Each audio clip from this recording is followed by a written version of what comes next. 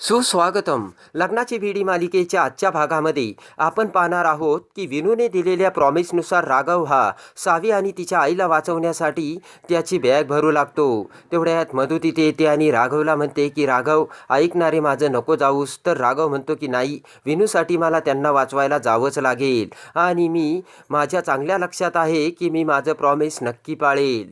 राघव गेल्यानंतर इकडे राणी ही खाली येते आणि बसलेल्या राजश्री आणि काकूला म्हणते की मामी, विनूला कुठं बघितलं का? राजश्री म्हणते की अरे इकडेच असेल कुठेतरी. तेव्हा मधू म्हणते की नाही ना मामी, मी सगळीकडे शोधलं. राजश्री म्हणते की घरात नाही, मग गेला कुठे तो? तेवढ्यात रेश्मा तिथे येत म्हणते की टेरेसवर सुद्धा विनू नाहीये. तर लगेचच काकूला धक्का बसून काकू राणीला म्हणते की लगेच राघवला फोन कर बरं तू आणि त्याला विनू सापडत नाहीये असं सर्व सांग. त्यानंतर लगेचच जात असलेल्या राघवला राणी फोन करते. राणी राघवला सांगते की विनू घरामध्ये कुठेच दिसत नाहीये. तेव्हा राघव म्हणतो की असं कसं होईल आणि विनू घरातून कुठे जाईल? राघव राणीला म्हणतो की एवढे सगळी माणसे घरात असताना विनू गेला कुठे आणि तुम्ही सर्वजण काय करता? राघव म्हणतो ठीक आहे, मी कॉपरेट करतो आणि राघव फोन कट करतो. तर इकडे राजश्री आणि काकू काळजीत पडतात आणि म्हणतात की विनू गेला तरी कुठे. इकडे आता राघव गाडीतून खाली उतरतानाच पाठीमागे विनू हा गाडीतच बसलेला असतो. तेव्हा विनूला बघून राघव म्हणतो की बाळ विनू, तू इथे कसा? तेव्हा विनू म्हणतो की बाबा तुम्ही चिडू नका, पण मला सावीला बघायचं होतं म्हणून मी तुमच्यासोबत आलोय. तर राघव म्हणतो की चल मी तुला घरी सोडतो. तेव्हा विनू म्हणतो की नाही बाबा, मला तुमच्यासोबतच यायचंय. तर राघवला लगेचच त्याच्या मित्राच्या डॉक्टरचे बोलणे आठवते. त्यांनी सांगितलेलं असतं की विनूने जर सावी आणि त्याच्या आईला सुखरूप बघितलं तर कदाचित त्याची यातून सुटका होईल. त्यानंतर राघव हा राणीला फोन करून विनू त्याच्याबरोबर असल्याचे सांगतो. तेव्हा ते ऐकून राणी, राजश्री आणि काकू यांच्या जीवात जीव येतो. इकडे सावी आणि सिंधूला पकडलेले असते. तेव्हा सिंधू सावीला सांगते की तू घाबरू नकोस, तुझ्या आईसारखीच तू ब्रेव आहे ना, तेव्हा मी तुला काहीही होऊ देणार नाही. तेवढ्यात गुलाबराव तिथे येतो आणि म्हणतो की तुला तुझ्या मुलीवर जेवढे चांगले संस्कार करायचे करून घे, कारण नंतर तुला तुझी मुलगीसुद्धा दिसणार नाहीये. रागाने सिंधू म्हणते की तुझं तोंड बंद कर, कारण तू आम्हाला काहीही करू शकणार नाहीस.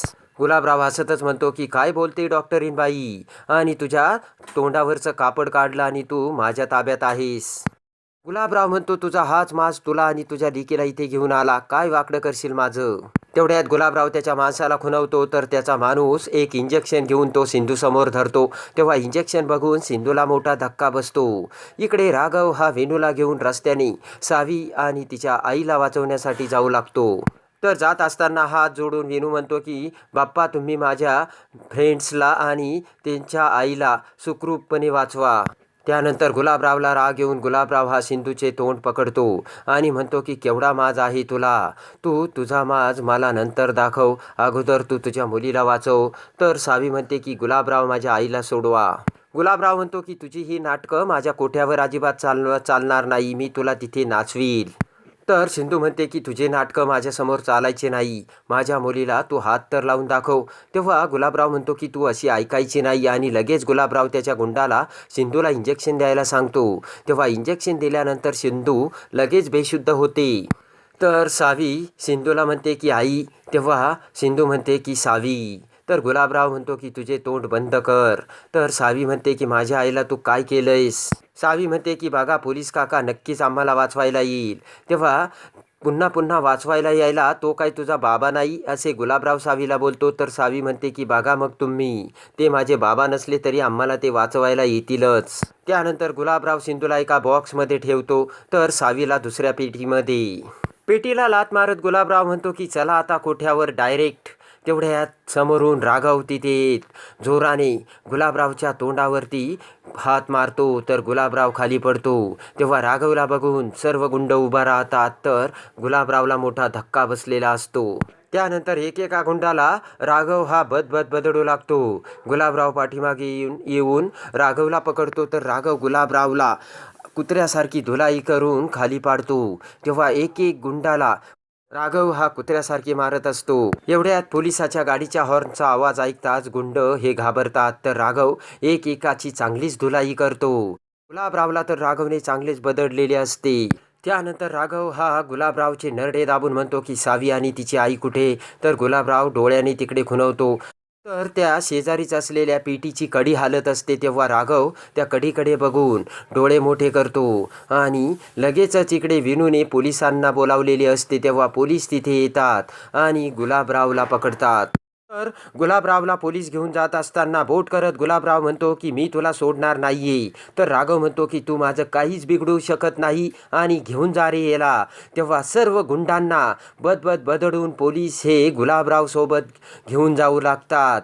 तर आता इकडे राघव हा लगेचच त्या हलत असलेल्या पेटी शेजारी येतो आणि गुलाबराव लगेचच त्या पेटीची कडी उघडतो. तर पेटी उघडताच आतमध्ये सावी असते. तेव्हा सावीला बघून राघवला खूप हायसे वाटते आणि स्वतःच्या हाताने धरून राघव हा सावीला पेटीच्या बाहेर काढतो.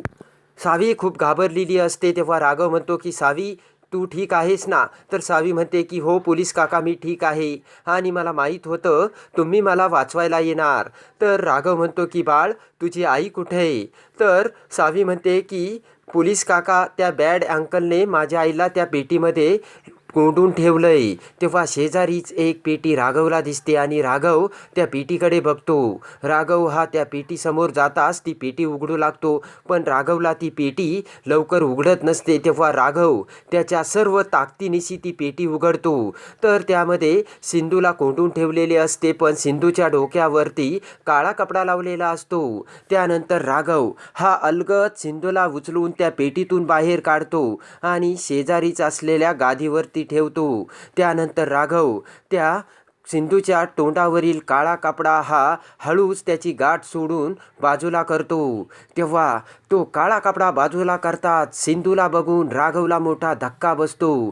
सिंधूला बघताच एका सेकंदात राघवच्या पायाखालची जमीन सरकलेली असते तर डोक्यावरचे आभाळ. राघव हा सिंधूला बघून त्याला काय करावे नि काय नाही सुचत नसते. त्यानंतर राघव हा सिंधूचा चेहरा हाताने आपल्याकडे करतो तर ती सिंधूच असल्याची राघवची आता पूर्ण खात्री होते. तर आता राघवला काय करावे नि काय नाही सुचत नसते. एका क्षणी राघवला सिंधूवरचे प्रेम समजलेले असते तर दुसऱ्या क्षणी राघवला सिंधूचा राग आलेला असतो. कारण आपल्याला न सांगता सिंधू ही आपल्या मुलाला घेऊन अशी निघून आली आणि इकडे सुखरूप आहे हे कळताच आता राघवला खूप राग आलेला असतो. पण तेवढ्यात सिंधू ही शुद्धीवर येते. तेव्हा शुद्धीवर आलेल्या सिंधूला बघताच राघव हा रागाने विनूला आपल्या कडेवरती घेतो आणि तेथून जाऊ लागतो. तेवढ्यात सावी म्हणते की पोलीस काका तुम्ही कुठे चालले. तर विनू म्हणतो की बाबा थांबा ना तुम्ही. तर आता सिंधू सुद्धा राघवकडे बघू लागते आणि राघवला बघताच इकडे सिंधूला मोठा धक्का बसलेला असतो. तर जात असलेल्या राघवकडे बघून सिंधू विचार करते की राघवने जर माझ्याकडे वळून बघितलं नाही तर त्यांच्या आयुष्यातील माझी किंमत शून्य आहे असे मी समजेन. तर राघव हा आता विनूला घेऊन तेथून जाऊ लागतो. तर राघवने आता सिंधूकडे बघितलेले नसते तेव्हा सिंधू विचार करते की तुमच्या आयुष्यात आता मला काहीही जागा उरलेली नाहीये. तर आता राघव पुन्हा सिंधूकडे वळून बघणार का. आणि आता राघव आणि सिंधू पुन्हा एकमेकांसोबत एकत्र कसे येतात हे बघण्यासाठी आणि लग्नाची बीडी मालिकेच्या डेली अपडेटसाठी आपल्या चॅनलला लाईक करा, सबस्क्राईब करा.